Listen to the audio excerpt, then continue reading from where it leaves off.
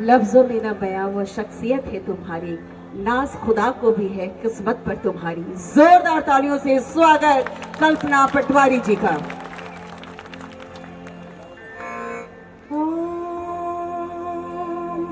सूर्याय नमः। ओम गंगाय नमः।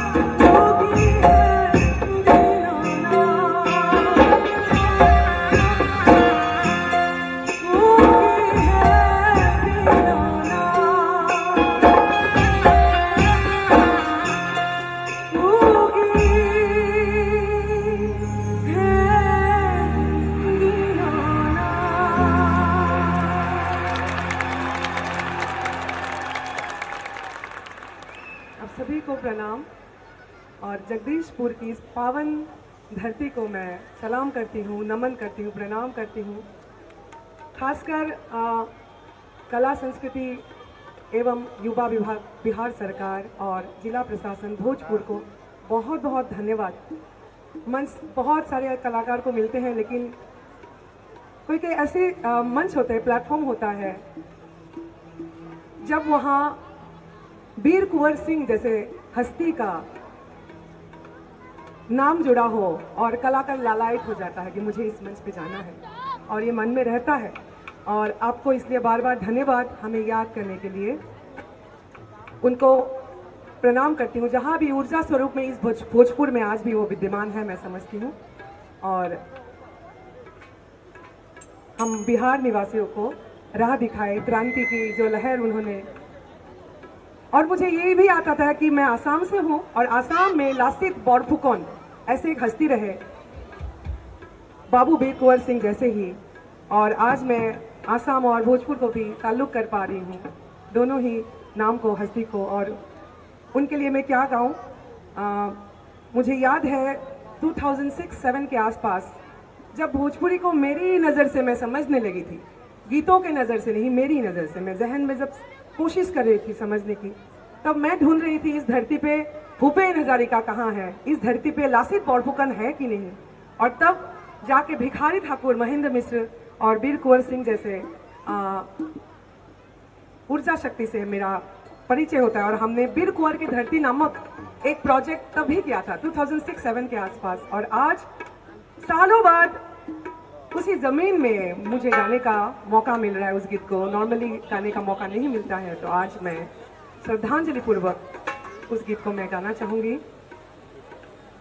साउंड जहाँ भी है, मैं इसलिए बार बार आपको टोका जा रहा था रिवर्ब और डिले के लिए। मेरी आवाज़ थोड़ी सी ख़राब है, मुझे पता है। आप यहाँ रिवर्ब डिले देंगे तो शायद टेक्निकली आप अपने हिसाब से कीजिए, बस थोड़ी सी आवाज़ ख़राब है।